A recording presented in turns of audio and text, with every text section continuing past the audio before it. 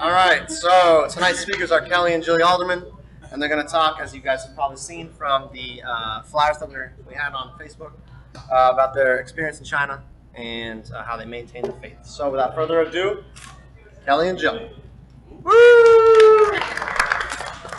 So, tell me if you can't hear me, but tried to prepare for this as best I could, and Bethany asked me to do this a while back, so I'm going to speak first, but Jilly can jump in anytime, and don't go by like multitudes of papers because that's not really what I'm doing. It's just to keep my thoughts in check. So, thank you, Adam, by the way, for the introduction. No problem.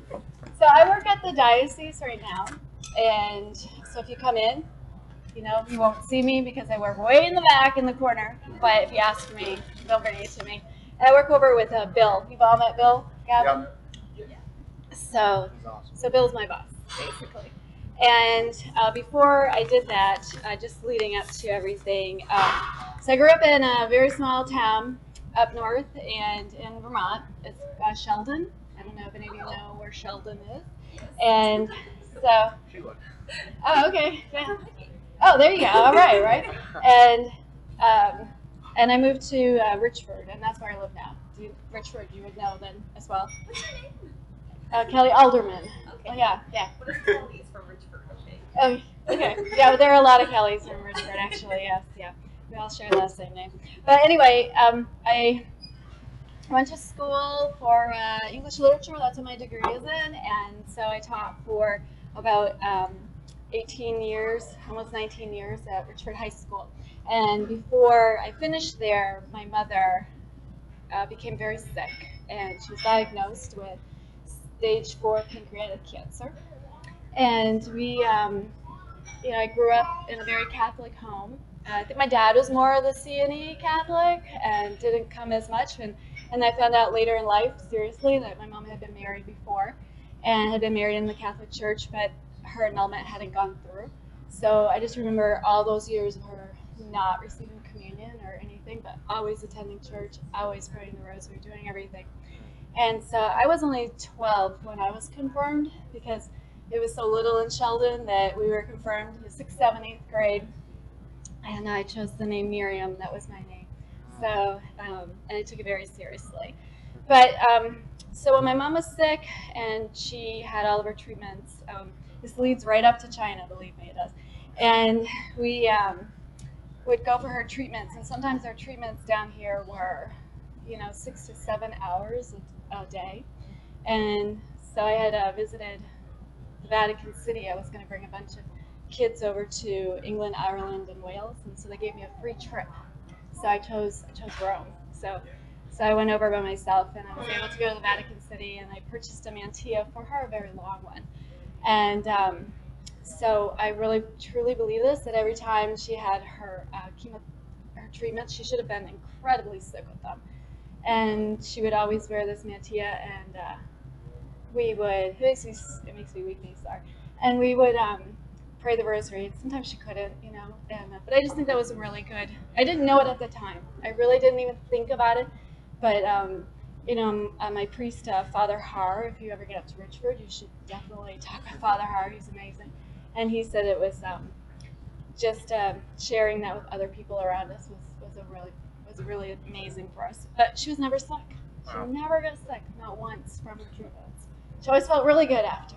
And her doctor was like, you should not, well, I don't want to tell you that you shouldn't be feeling good, but anyway, so as her, her illness progressed, one of the things, I took a year off from school, which I thought I would never be able to do, and I did it, and so I was with her for about 15 straight months, and one of the things that she made me promise was to do something with my life to change, because I was always at school, all the time teaching. And spend time with Jillian, because I really wasn't with her for about 15 months straight, and here and there. But my husband was great. He was really supportive. I think he kind of learned how to cook when I wasn't there, so he could just kind of take care of Jillian. So she's still pretty thin, but at least he was being good. So I did. My mom died, and we had everything set for her funeral. She knew what she wanted and everything, and I was able to care for her body after and everything, so it was pretty amazing for me. And I resigned from my job in Richford, and they were having changes anyway, and I didn't, Common Core, I'm not opposed to it, or anything like that, but I said, I guess now's a good time for me to go. So I applied to a bunch of places. I'd already visited China before, and we had traveled extensively, and I think we took like a whole summer in New Zealand and Australia. Went to Mass every single weekend while we were there and everything else. But so I had an offer from China, and I took it. And what really made me take it was they said Jillian could be a student at the school. And so my friend Jennifer, who's sitting here, I met her at the school, and in China, that's how we met. But Jillian was able to be a student, so Jillian learned a lot of Chinese. She probably won't talk to you too much in Chinese, but she can. She's really good, actually. And and I learned, how to count. That's about it. So they don't really care. So, but I did do a lot of research, and they're on the churches before I went. We just went to Iceland actually in March, and I did a lot of research on attending Mass. And I know it's not just about attending Mass. That's not what makes you a Catholic. I'm well aware of that, and I'll tell you, being in China certainly did. It was challenging, so I'll tell you that. So I researched. I found 2 churches that we could attend, and one of the churches was the Immaculate Conception, and the other church was in Wafujing, which is near Tiananmen Square. So we only lived about 1.5 miles, 2 miles from Tiananmen Square. We were in an amazing place in Beijing, very safe for the most part for us to be there. So I was really excited. I'm all set. We can go to Mass on Sundays. And they had lots of Masses, actually. They had Mass in Chinese, they had Mass in English, they had Mass in Italian, and there was one in Spanish on Sundays. And I don't know if you know any background about China and the Catholic Church. There was a sweet video that we posted on the list. I didn't see that. I think Bethany posted like last week. So, Pope Francis is trying very, very hard to make some changes, to try to work with the current president, who actually I think is very open to try to do things. If it's going to internationally benefit him, then he probably will. And I'm not saying that in a mean way. I'm serious, that's one of the goals. But I knew when I was there, I had researched it, that out of the 1.3 billion souls that live in China, about 12 million are supposed to be Catholic. It's still less than 1% of the population, just to let you know. So when we lived in Beijing, Beijing's supposed to be built for like 20 million people, but there were at least 50 million where we were. So I grew up in Sheldon. Come on, Richford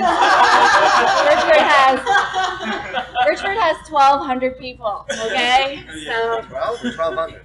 1,200 actually, I believe. We might have. It has a big transient population. Who knows? My computer said it was 2,000 before. Not a chance. Come to live in Richford. It's a lot of people. No. How many cows? Yeah, right? Yeah, actually, yes. Probably more. Yeah, we have thousands of cows. That's tens of thousands apparently. So, but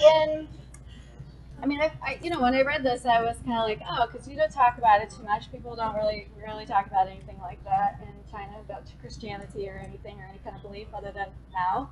And my students told me that was their belief, was Mao, And I said, oh, that's interesting. So, because you don't talk about the Cultural Revolution or anything like that when you're there. We had certain things that we could not talk about.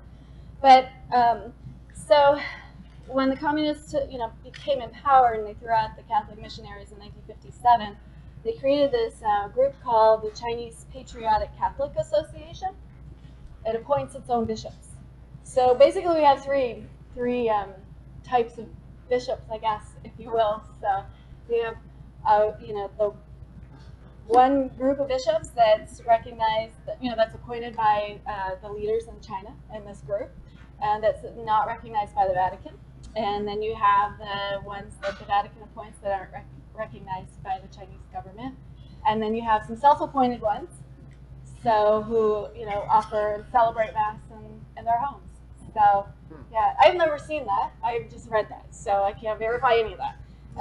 And I probably wouldn't do that, but well, I know I wouldn't do that. But so we went to Mass. We were very fortunate that we had this person who was Catholic, the only other person that I was aware of at the school, a gentleman actually who was probably in his close to 60, I guess, in his mid-50s. I'm not good with ages. Early 50s. Yeah? Okay. Yeah.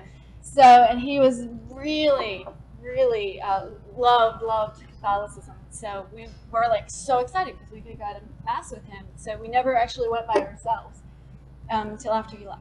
And that's what happened. He had to leave abruptly, and so we went one time by ourselves, and we had to take the subway out. This wasn't the one near Tiananmen. This was a different one, and it just didn't seem quite right. We were really nervous. We were by ourselves, and yeah, I don't know. Yeah, we went to the evening Mass, and it didn't matter. We went to the one the next afternoon, and but we just really felt. And I don't want to present like a horrible picture of China. That's not my intent at all. We lived there for 2 years, but that was a scary place, and Jen can attest. If you go outside certain ring roads, it's less safe. And so and it was Jillian was 14 at the time, and so we felt really nervous, and we hadn't felt that way before. And so then when we got back, when I was talking to one of my colleagues at school, he married a Chinese woman. They had a daughter, and he's actually from London. That's where they met, was in London, actually, which is pretty cool. And so he said, "What, are you crazy? You cannot do this. You cannot go by yourself without a guide. You need to have somebody with you." And so we said, "Well, that's really shocking and scary. Oh my gosh, nobody told me that before I flew over here." And he said, "No, she's too young. You can't. There are certain rules, and you have to be very, very careful." So we said, "Well, we'll try Wanfujing." So we went over there, we went to Tiananmen, and have any of you been to China? So there are certain places. Did you go to Tiananmen? You must have, right? Yep. So if you go there, there are certain places where there are just crowds and crowds and crowds of people, and elbow to elbow. And we were in this church, and you can probably attest to. We talked about this at length. What do we do? How do we deal with this? There were a lot of people. They didn't seem like they were there for the Mass, and the Mass was a little different, and we felt like we were ushered very quickly to leave, and then there were a lot of people outside. So we tried this a couple times, and the last time we went, it was just elbow to elbow, and people were asking and talking to us, and they were just like, it was really, really unsettling. And so I just remember the last time we grabbed hands and we just ran to the subway. So we were like, I don't want to do this anymore. This is too scary. This is too creepy. And and I suppose if I had asked other people to be a guide, maybe, to go back to the other one. We didn't do a lot of that. When we went over, we made sure that we had our rosary, made sure we had our holy water. We had icons, we had pictures. You can only bring so much in 2 bags, with you. And we made sure that we spent our Sundays. We made our decision to not attend these masses, and the more when we could get on the internet was, deciding that, well, I'm not sure that these churches are valid, which is really scary, really awful, and didn't test my faith or anything, So we said, if anything, I think we were more, we believed. But the thing is that one of the things I wrote in here about, talking about keeping your faith It is hard. It was really hard over there because we didn't have any other people who we had some friends that were ours who were Mormon. That's and so we went with them a couple of times to their service. I wrote to Father Har 2 weeks before to see if he would actually get it, the email. And I'm like, they want us to go. Is it okay if I go to this? I just want to go. I'm not going to do anything. I know, but I just want to be around people who have some kind of faith as well, so we don't, And so he said yes, but you cannot become a Mormon. So you cannot do it. And so we. I don't even know if he remembers that conversation, but I was trying really hard to make sure the internet. I don't know if you were able to have any internet over there, but super minimal. It's crazy. Yeah, and Google's really hard. And I'm sorry. Is it too many people using it, or is it just like It's blocked? No, it's just, Yeah. There's, So you have, there's no Facebook as well, right? no Facebook. Well, no, Super no, restricted. unless you buy something to get Facebook. Yes, and then it's minimal at best. no So, Facebook, no Google, no YouTube? yeah, no. So Jillian had Instagram. yeah. Oh yeah. And Instagram. I don't do Instagram. Do you do Instagram? You use Insta. I'm not an Instagram person. See, this is my age side. But yeah, so so with our friends, we did that a couple times. But then they moved back to the United States as well, and we came back here a couple of times, and that was really nice because we would come back and we would go straight to confession, of course, and talk to the Father more. And I'm like, I'm going back. You know how when you say that, the whole point of confession. I know that we're sinners. We're going to sin again. I got it. I understand that. And as you get older, it's But anyway, I said I'm going back, and I know I'm not going to be able to go to mass. What am I going to do? And so he was really good, connecting with me as much as I could get through, and so he gave me some books to read. I love Saint Therese, so I'm sure most people do, right? But she has a quote that I'll tell you very quickly too before I tell you why we came back to Vermont. But I love her quote, and it was really great for me to have it. And her quote is, "The country in which I live is not my native country. That lies elsewhere, and it must always be the center of my longing." So I think that's so profound because it's not obviously about if I'm living in China or I'm living in the United States. We all want to be saints so we can get into heaven. So we went back and we decided we don't know, how we're going to figure this out. So we will pray. We had our rosary. And the thing is, I'm going to be really honest. As I said, I worked from, Jennifer can attest to this, I worked from 7:30 in the morning until 8 o'clock at night almost every day, and I worked Saturdays. And of course, because China doesn't celebrate our holidays, I worked Christmas. I've never worked on Christmas in my life, or Good Friday. What? So I've never worked on Good Friday. And it was part of our contract. We got out of Good Friday. Christmas we chose to because we were with the kids, and I really liked the kids a lot. And I thought, if I'm going I need to be able to, your actions obviously speak louder than your words, and I want to be this person who's strong. And some of them asked me about it, and here and there, because you're really not supposed to. But I'll tell you one thing: they love Christmas because they love Santa Claus, and they love Santa Claus, and they love this idea of giving, and don't they? They love it, and they're not used to receiving, and so it was just this wonderful experience for us in that respect. And so we just would offer that up, and they had a Christmas tree in the center of their lobby with a star on it, and I thought, wow, I worked 18 years in a public school, and we didn't have a Christmas tree too often, and we called it a memory tree. But they asked me what the star was about, and I thought, oh, thank you. That's just, there were things like that. So I think every time something happened, we tried to offer it up, and we also said, we know there are no coincidences, and if God put something there, then I'm really going to relish it and be thankful for it. But the 7:30 to 8 o'clock at night, which was really hard for us, I think there were days when I didn't know what day it was, and you just go into this routine of this is your day, and I just thought I don't think I can live like this. I don't think this is what life is supposed to be. So we were just praying. We need some guidance for sure. I pray every day, Lord, where do you want me to be? Right now I'm at the diocese.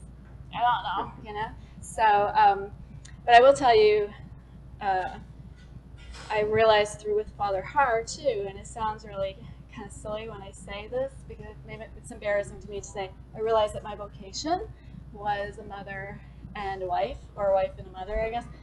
Mother, I think, yeah, wife and a mother, not a teacher.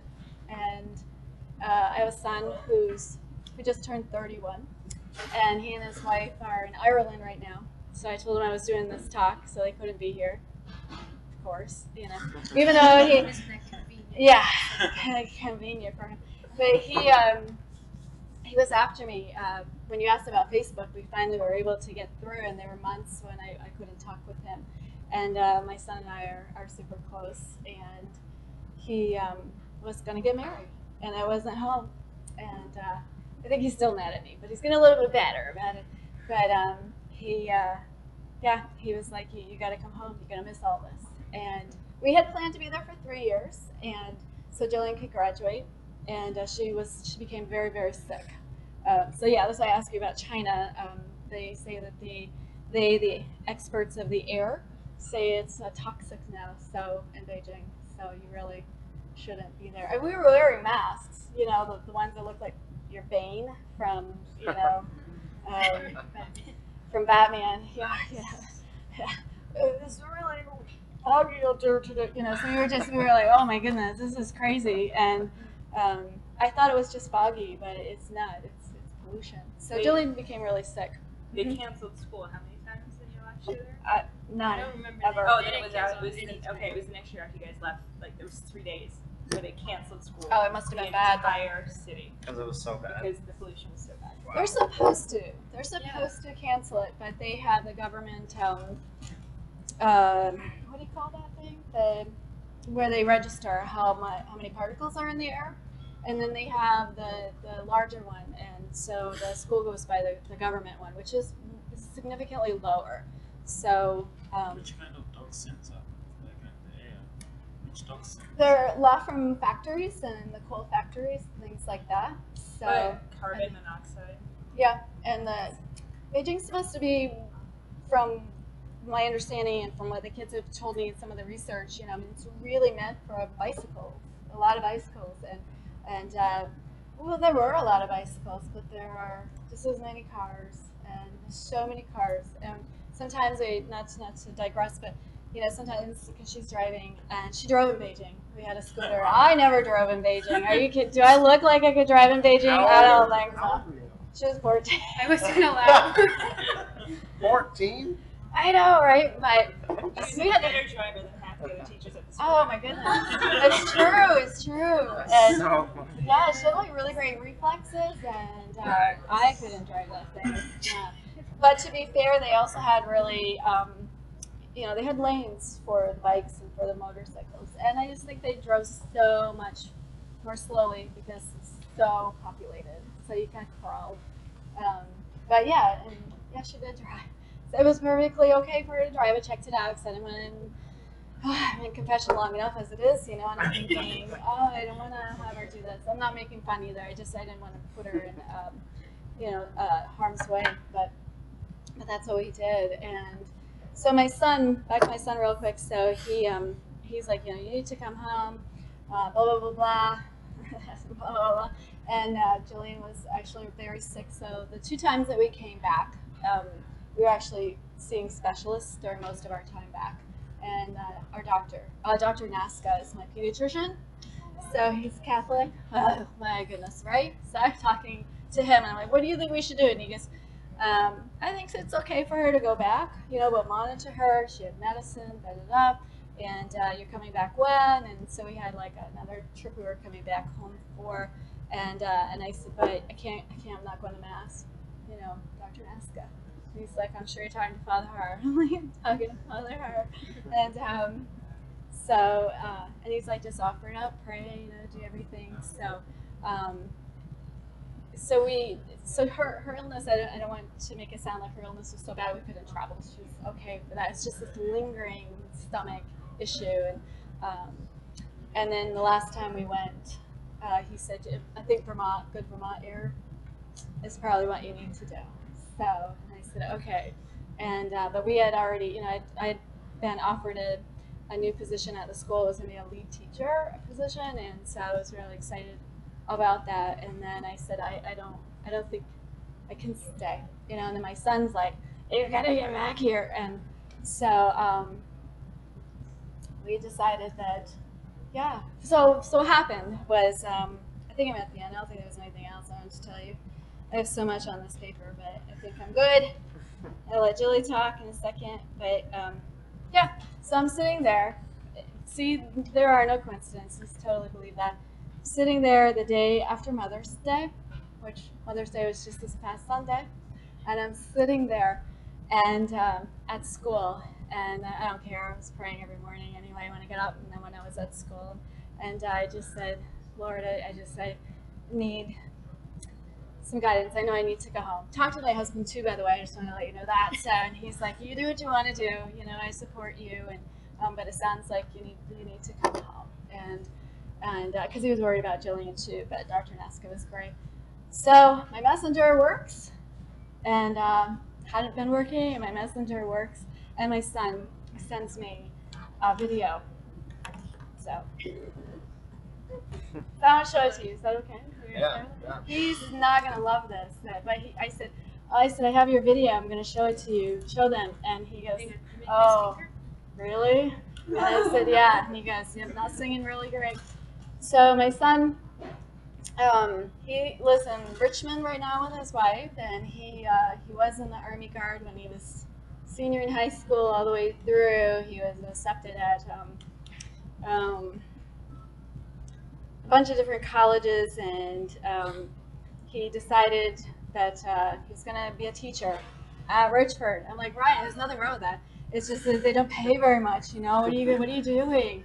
And he was my teacher. He was Julian's teacher. So, yep. But he said he, felt he needed to get back to the community, and that's what he wanted to do. And so he's in the Air Guard now, and he's an auditor for the state. So he was a math teacher because he wanted to be an English teacher. I'm like, are you crazy? There aren't very many positions. And I said, I'll be a history teacher. Even worse, everybody's doing it. So I said, you're good at math. Why don't you be a math teacher? So he's like, So yeah, but he was accepted at West Point, and chose not to go. So I chose to teach at Richford. And I just think it's amazing to me. No, because he just felt that he should give back. And I thought, I know, I raised that kid well. And so. I'm going to turn this on. It's going to say power on. Okay. You can put it here and turn it that way. We can just all kind of. Can you see it? Do our So, best. Yeah. yeah, so he's wearing his little. How did that play soccer? Yeah, he plays soccer. He plays soccer.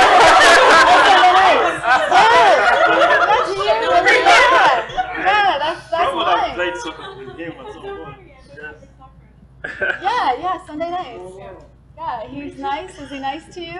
Okay. Yes. Yes. You can tell us if he's not. Yes. Because I will talk with him. Yes. Yes. Oh my goodness. Oh my. Yeah. Oh no. No, what they going today? JK. I'm playing.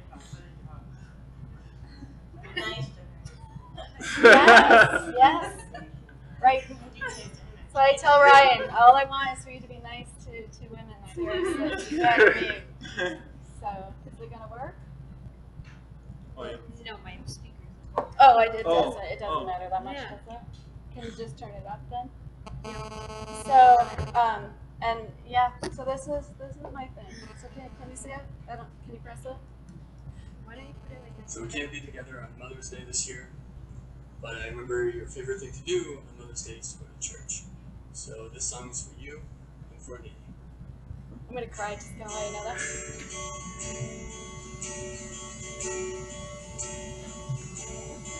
Gentle woman, quiet light, morning star, so strong and bright. Gentle mother, peaceful dove, teach us wisdom, teach us love. You were chosen by the Father. You were chosen for the Son. You were chosen for a woman, and for woman, shining one, gentle woman, quiet light, morning star, so strong and bright, gentle mother,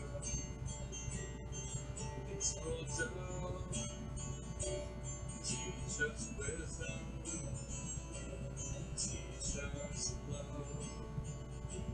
Blessed are you among women, blessed in turn, all women too. Blessed be with peaceful spirits, blessed they with gentle heart, gentle woman, quiet light, morning star, so strong and bright, gentle mother, peaceful dove, teach us wisdom, teach us love, teach us wisdom, teach us love. Happy Mother's Day, Mom. So, yeah, thank you. So what I do, I went and showed all 3 of my classes that. So all the Chinese kids are like, what is going on? I said, this is my son. He just sent this to me. And of course, I knew about him anyway. But yeah, and I still have a very strong devotion to the Blessed Mother. So, yeah. So that's why I said, well, I don't know what to do. And I just sat there crying, not like this, but I just sat there crying at my desk. And the same teacher who came, who told me not to go, to attend Mass without a guide or somebody, said to me, you gotta go home. What are you doing? You gotta go home. So, and I said, yeah, I guess so. So I should have questioned it. And I had another one thought here. Yeah.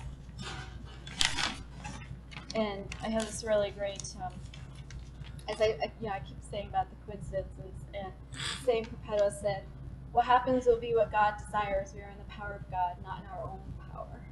And I said, here I am, working all these hours. And when we came back, Julie, will tell you, but we just recently went to a Sisters of Life retreat down in Connecticut. So I thought, she can do an internship. She can be checking out colleges. Why should she check out the sisters? When do we get to see the sisters?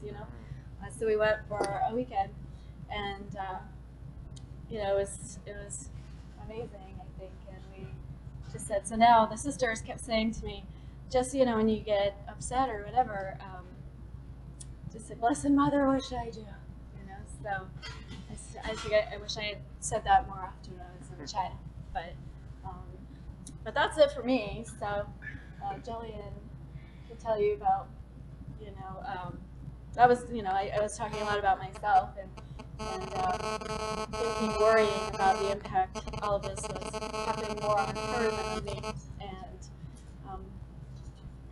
so.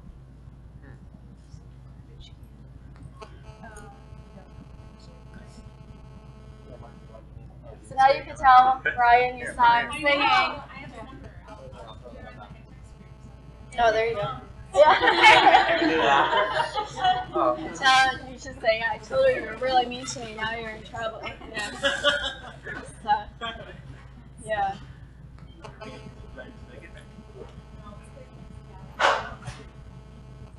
All right. No, yep. All right, Jilly. Woo. Right. Okay.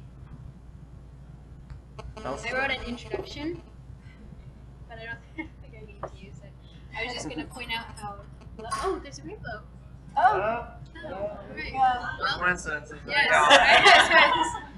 I was just going to point out it's a nice day. Hot. Thank you. Yes. Oh, hey, there's a rainbow. Everybody's Everybody? All right. I just sprayed. Okay. And that'll probably be snowing next week. Oh, no. It's possible. Yeah. Okay.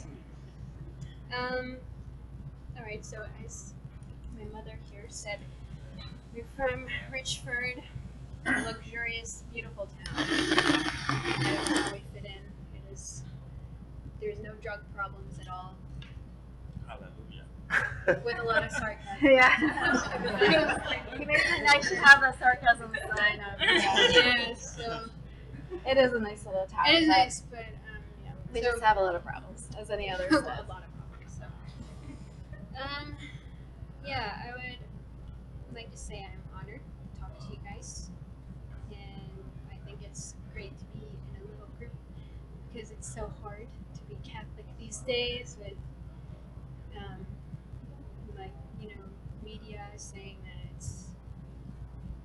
it's like bad to be Catholic, and I think it's cool to be around all of each other and share our beliefs. So,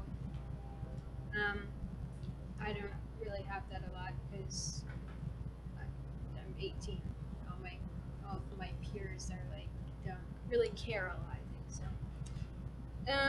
So about 4 years ago, we went to China, and by the way, they told us that I could be a student, and when I got there, I was not allowed to be a student, and I was like, we're just because Paul Chen, good old Paul Chen, Yeah.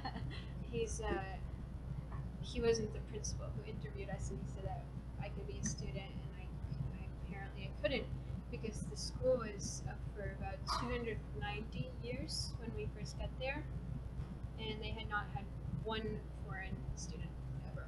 So it was a big deal for me to finally become one, and I was the first and only foreign student to be there out of 2,000 Chinese kids.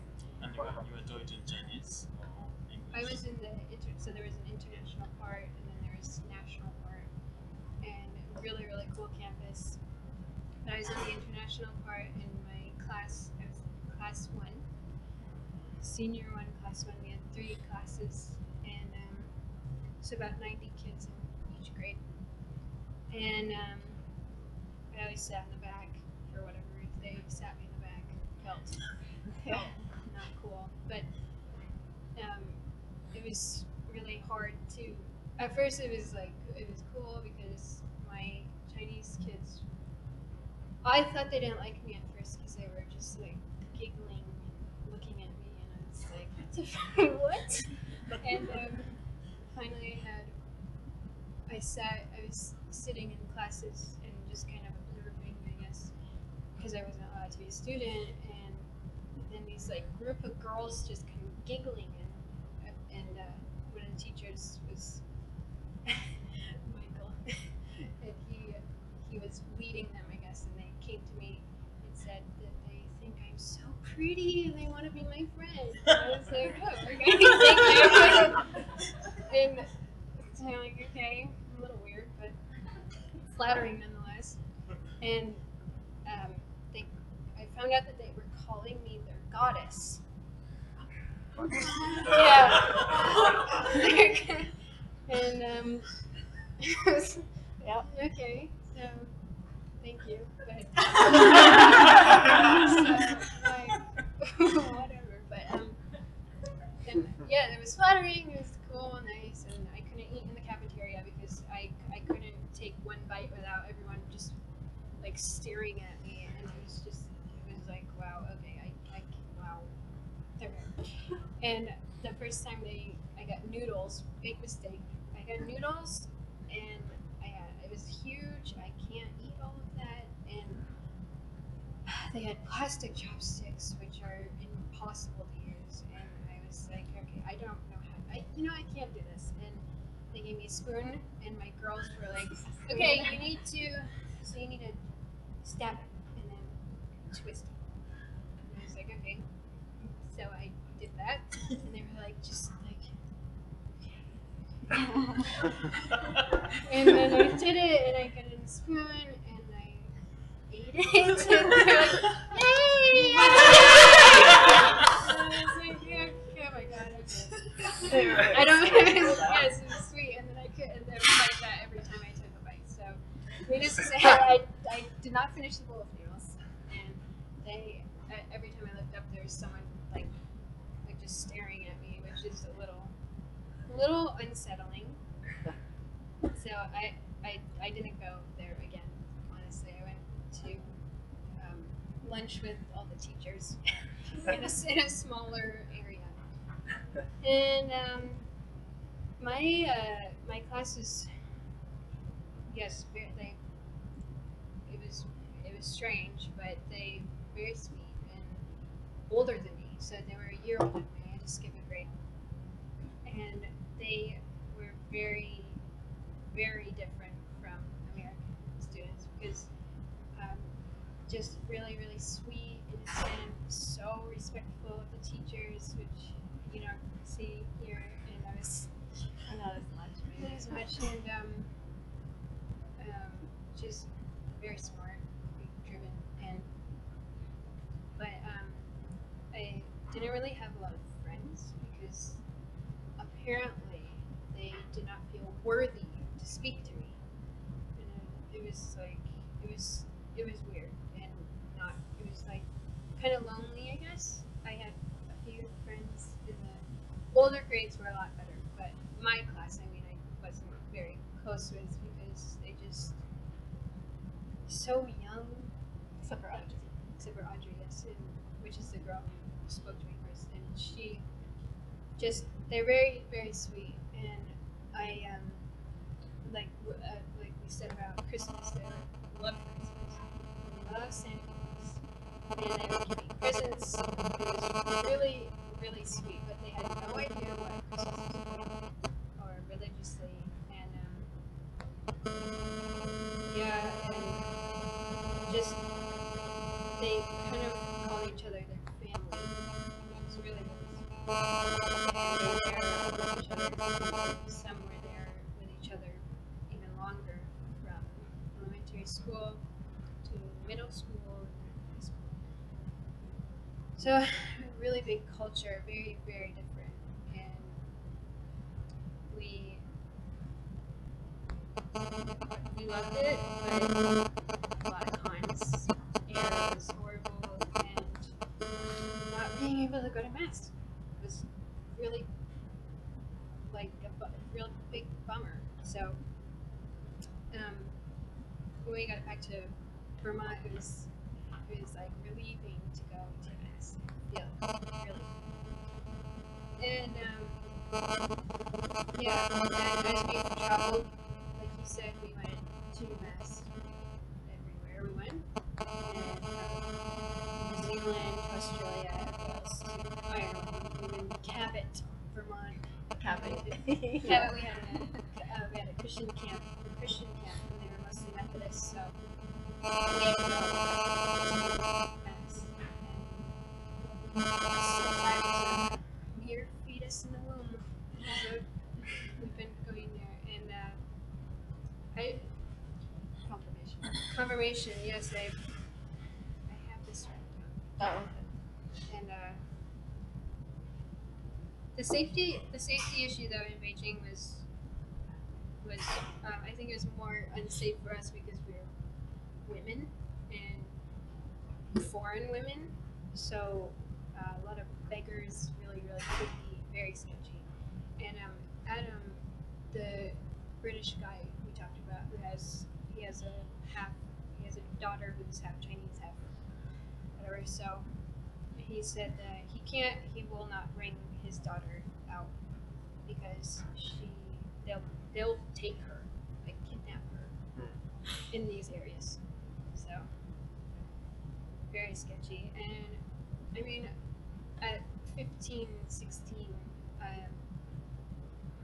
I wasn't great at keeping up with my faith because I don't think I really realized how special it was until I got back.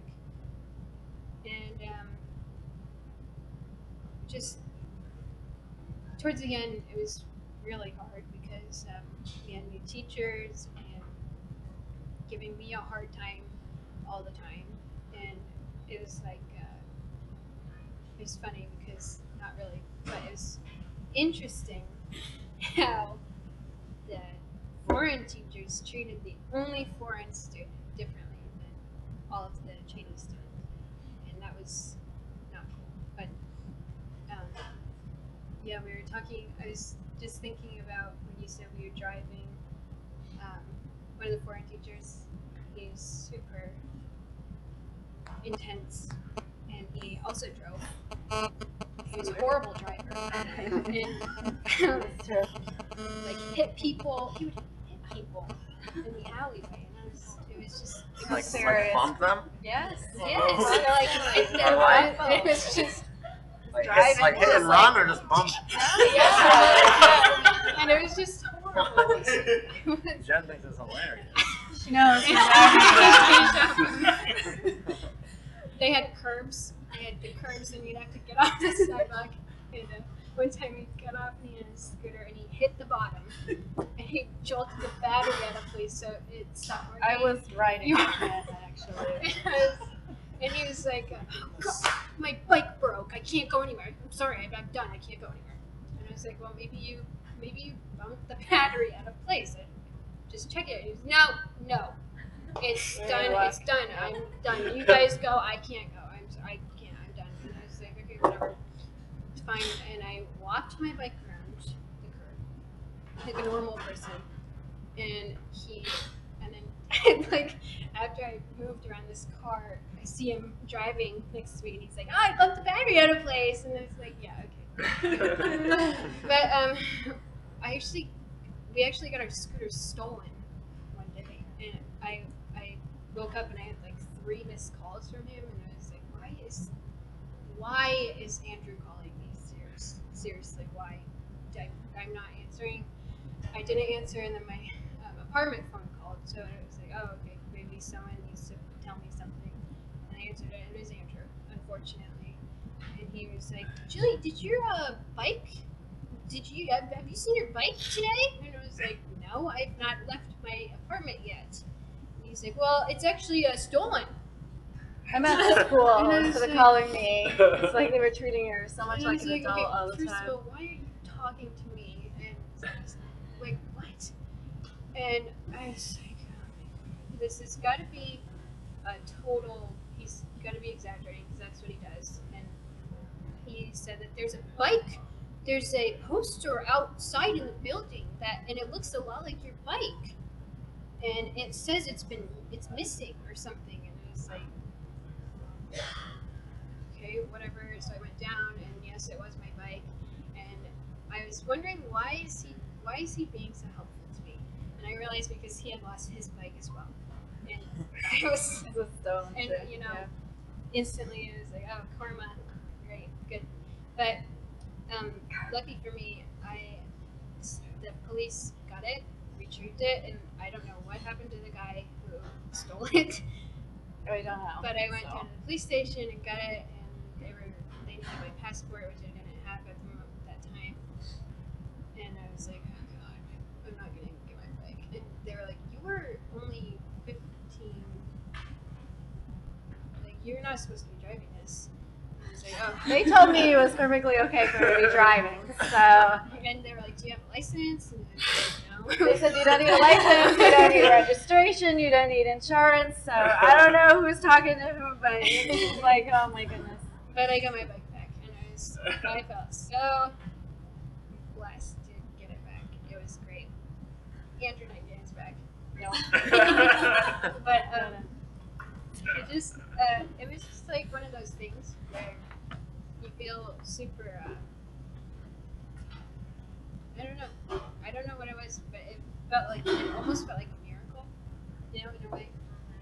Because even though it was just a bike, but It was like, really central, though. I mean, it was the way to get away from things. I needed that. It would have been a problem. Yeah. It would have been a problem, and Possibly it was a lot of money. That the bike was a lot of money, and I just felt like being treated well. And it sounds stupid, but it felt really good to get it back. And let's yeah, Like what was it, a Suzuki or a Kawasaki or something? it was a Yamaha. Well, Yeah, Yamaha. I thought it was a bicycle. I was like, you don't need a license. Bike.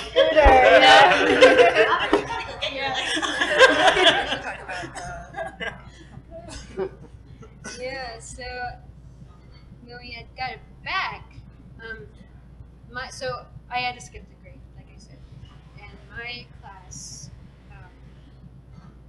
so they would have been in 9th grade when I left, so I skipped a grade to 10th grade, and I didn't go to catechism or anything. So my class got confirmed the year they were supposed to, but I wasn't able to be with them, which is unfortunate, but when I got back I got to be with a different group of kids, which is cool. They're smaller, and I get to meet these kids and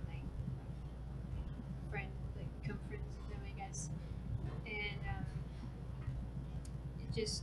I got to share it with them, and my teacher, I got a different teacher, which is cool, that just really good bond with everyone, and that was really, really cool.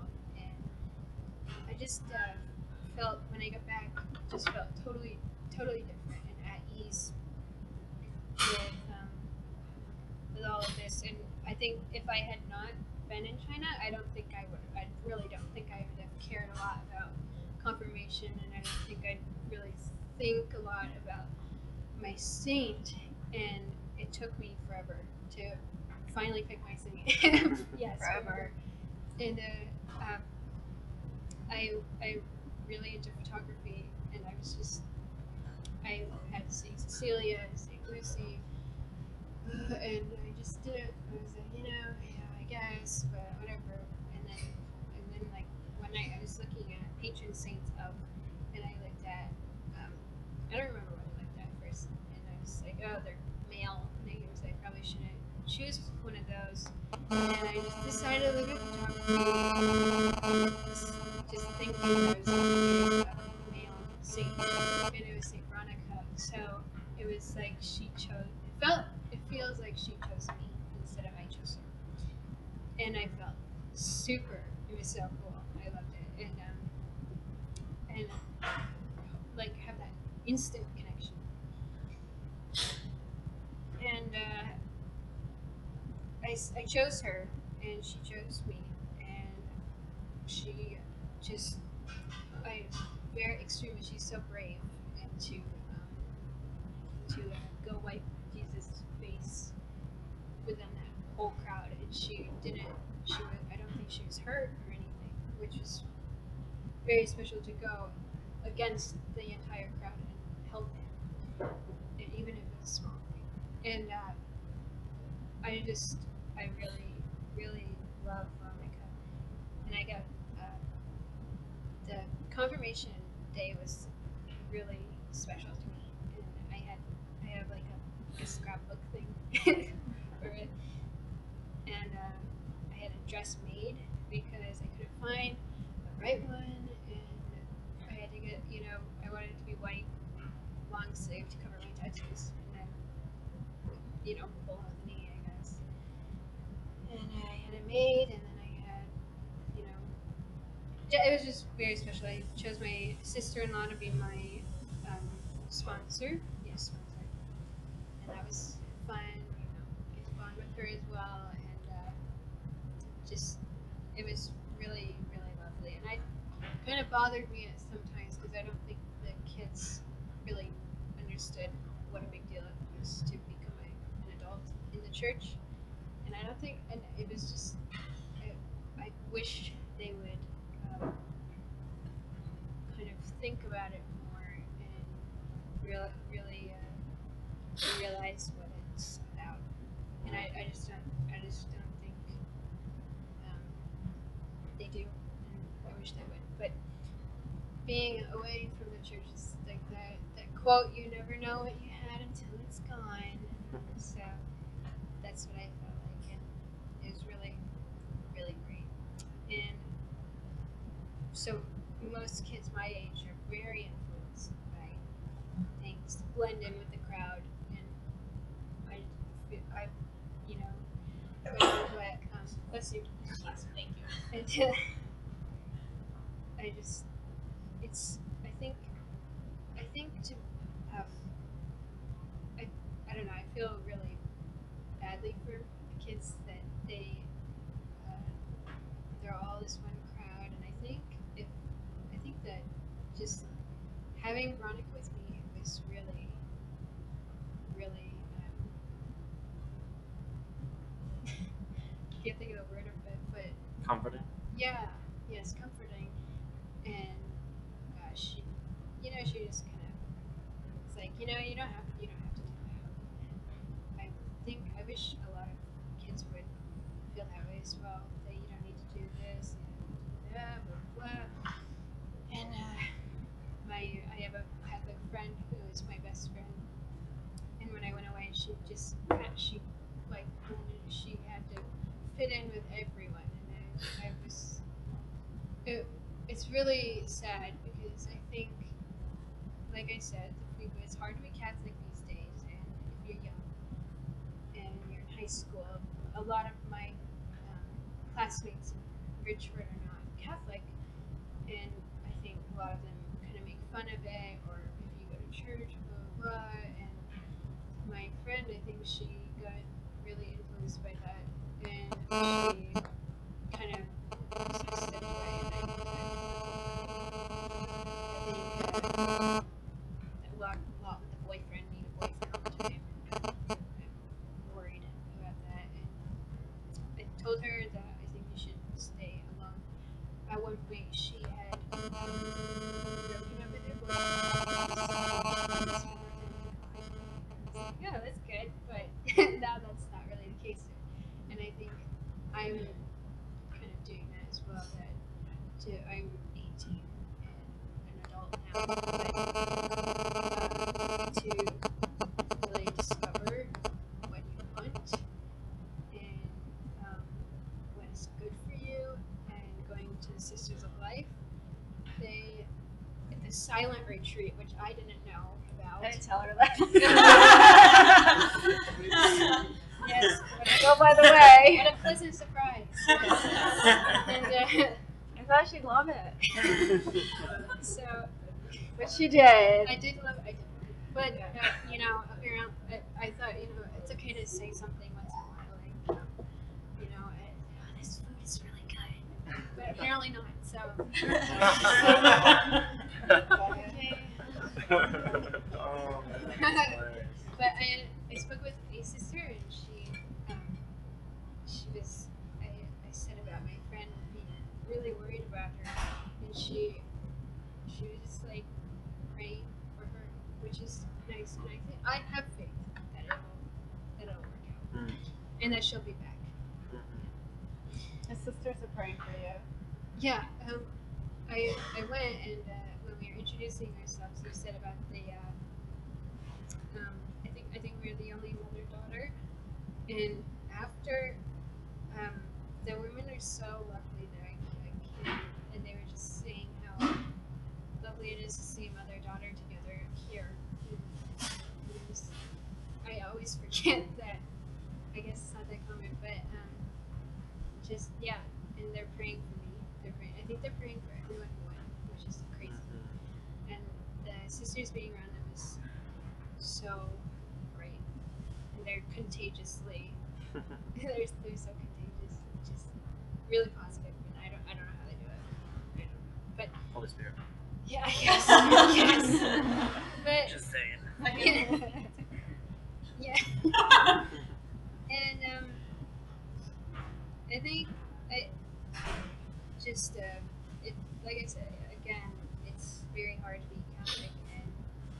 days it's not cool or whatever.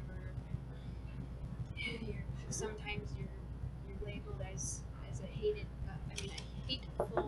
person because you're a Catholic, and I think that's totally ridiculous. But yeah, and being I went to school, by the way, so I don't even go to the high school. Thank goodness I would. And so being home alone doing everything really helped me. Even if I wasn't the high school, I probably wouldn't. I wouldn't. Just there are people that I would not hang out with, and as class president for 2 years, and just the kids. I get to observe a lot, and it was just. I think it's crazy, and I don't think they've really changed, which is really unfortunate. But I think just praying for them will help, which is cool to have faith. But and I'm glad I'm not. Even if, like I said, even if I was there, I wouldn't give in to temptations or peer pressure, and give myself time when I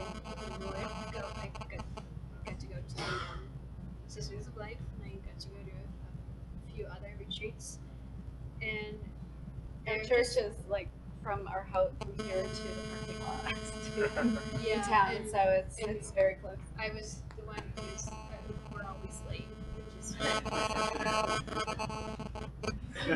Don't tell for them me. that.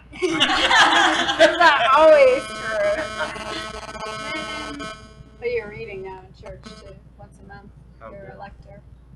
Yeah, I don't love that. Father Har loves it, so you'll like it. I really want to add something, but am I cutting you off, Jilly? Though it sounds like you're winding down. Please Okay. do. From a different perspective, I really want to add that I've observed these two ladies a lot over the years that they were in China, and when I think of China, sometimes I think of it as, I would say, the place of things. Not the place. I do think of it also as the place of people, but not in like the place of connecting with people, which is really weird because it's the exact opposite also. Let me first say why it's the place of things. When you say that it was a really tough decision when to come home, and you had these very strong pulls, I think, bringing you back to Vermont, the pulls towards China too were these like really glitzy, glamorous ones, like fancy restaurants, and dining machines and fancy restaurants. A lot of just really cool shopping. I mean, we were so fashionable there. Everything was so affordable. It was so attainable. I mean, we were in the heart of the city. When she said we were in a good spot, that's just, I can't tell you how it was the perfect spot to be. We were in the heart of the city, 3 minutes from our apartment. Anything we could possibly want was there. Any sort of entertainment, any sort of activity, any sort of thing that you can hold in your hand. Keep you busy. Yeah. Noisy and busy. Was absolutely there. But also, when you talk about, working from 8 a.m. to 8 p.m. a lot of the days, and me watching what sort of relationship you were able to have with Jilly, I spent like every minute I could with these two ladies. It was usually every meal every day, except for maybe breakfast because I'd be sleeping. But seeing the difference, seeing you guys in Vermont, how you're able to spend so much more time with each other. One of the things I've noticed is that it's quieter because you don't need to be talking every minute because you're with each other more often. And in Beijing, you always had to be talking because there's less time to actually be together. So it's glitzy and glamorous and there's things, but it's a place of people, but it's a place of non-people. It's a place of non-people because you will be in the middle of 5 billion people and feel like there is no one else. It can be ridiculously lonely. And so when you do find people you connect with, you connect so strong and so fast and so hard, because out of that 5 billion people, it's almost impossible to find someone who you can relate to, really. And so it's like really, it's sitting here hearing you talk about it. I was so heartbroken when you guys left, but at the same time I understood. But hearing you talk about it, it's like I'm so glad you did. So glad you did, especially when I think about what the next year was like there. I don't want you guys to have experienced that. But the other thing that came to my mind while you were talking is when you talk about struggling to know or feel that you were experiencing your faith while you were in China. I am not Catholic, and when I was in China, if anyone asked, I would definitely say I was an atheist. And that would be the answer I gave because it was the easiest answer. And there's a much longer, more difficult answer where I was a philosophy major in college, and I spent a lot of time trying to figure out how to believe in God because I wanted to, and I couldn't figure out, like there was a magic formula to follow, or a step, or a button to push, or something, and I just kept trying to read and talk to people, and they all wanted me to do conference or something. She's heard all about my professor. So you went to China. Yeah, so I went to China. But I finally, it was in the year that after they left, when I was there a lot more on my own, and connecting with people, but superficially, that I realized I do believe in God, and I stopped trying to call it something, which has been a lot better. But I realized that one of the reasons I could say that to myself at that point was because I had seen their faith so strong, so clear, so obvious to me. Whether or not they always felt that it was strong or clear, obvious, to me, it always was. And then now hearing Jilly say stuff like how hard it is to be a Catholic today makes me so sad. So sad because there's so many times where I don't know a lot about Catholicism, and I'm learning little bits of it here, being here. And there's so many times where Kelley would give me this look, and it's this look that said to me that I really need you to just understand this, Jen. I really need you to just know that this is true, and there's way too much that I could ever tell you to explain why it's true. And she would say, because I'd be asking her something, well, like, why is this a problem? Or why does this have to be this way? Or why don't you like it when someone says that? And she'd say, you're Catholic, Jen.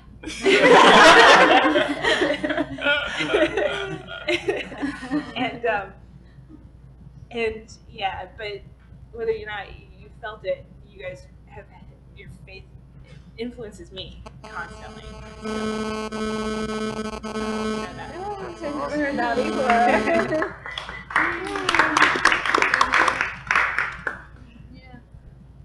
Yeah, that is cool. But Is that Are you good? yeah, we can have questions there, yeah. yeah, questions. I don't Drinks. know much about the Chinese culture at all, which makes me feel really ignorant. But, Oh God, no. Yeah. I'm just wondering, like, if there were any policies or like laws that made you feel really uncomfortable, that were kind of go against our faith, and like, what did you do? You kind of came in Well, conflict with those. you know, I'm sure you've all heard of the one child, you know, having just the one child, and they haven't lifted that. So you can have another child, but one of the parents or both of the parents, I can't remember, one of the parents or both of the parents have to be, both of the parents have to be single children. You can have more children there. You just have to pay.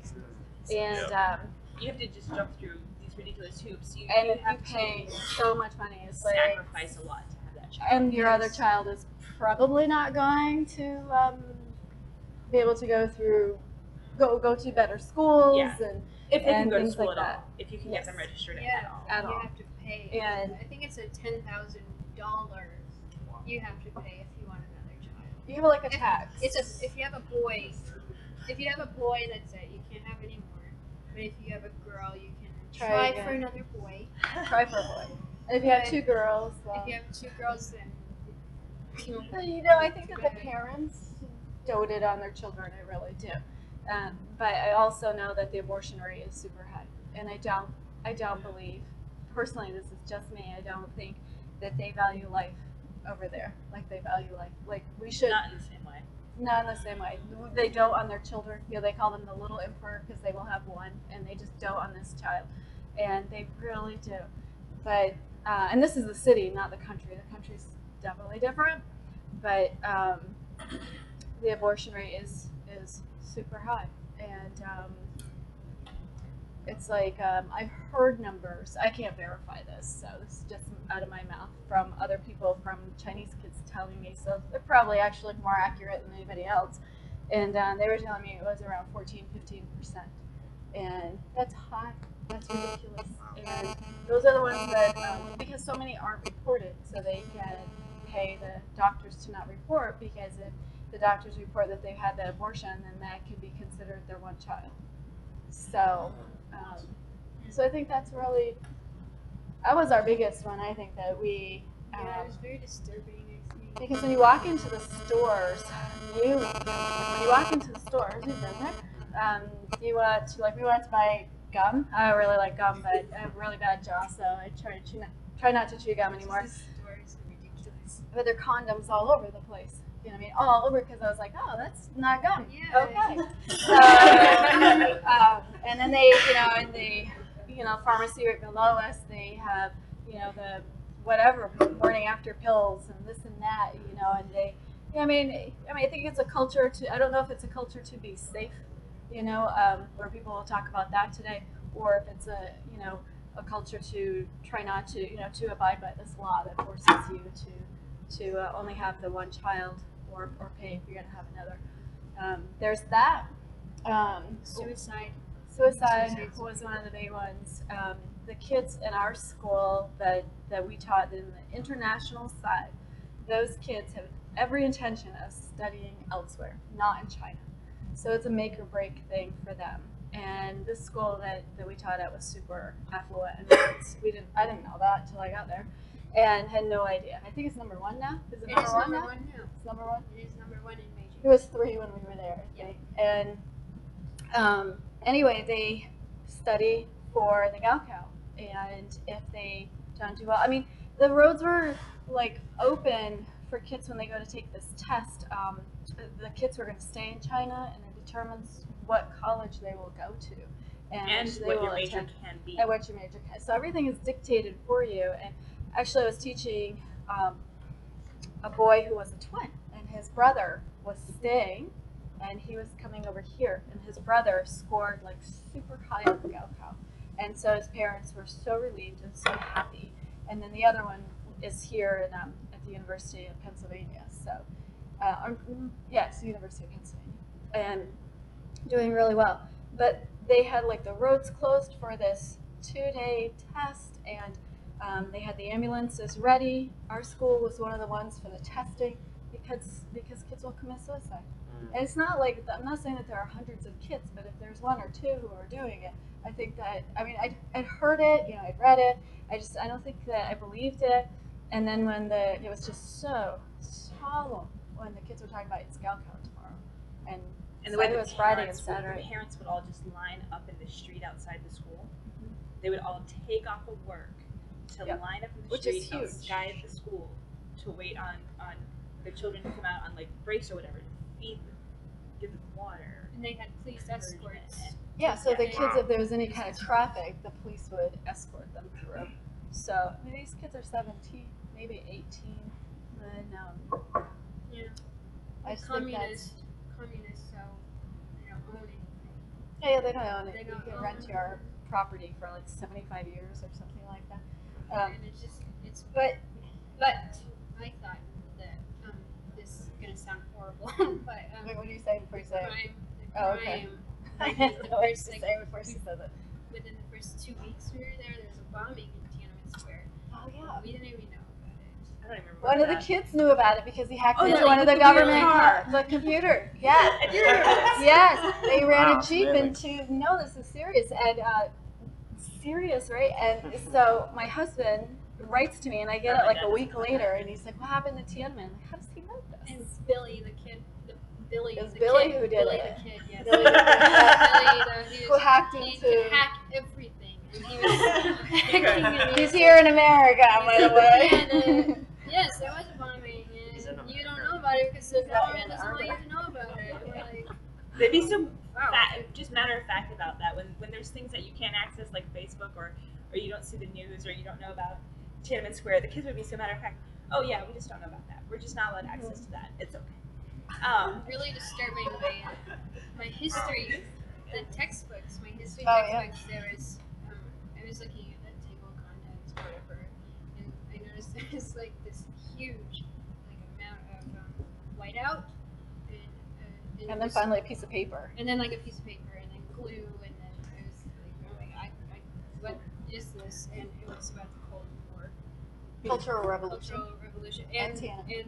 they had like other ones too. And I was like, what is happening? And I looked to the page, and it was glued over with a few pieces of paper. And one of my classmates was trying to tear it apart, and she couldn't. And Oh, it will not come off. it won't No, I don't know come what off. kind of freaky glue that is. It It definitely worked.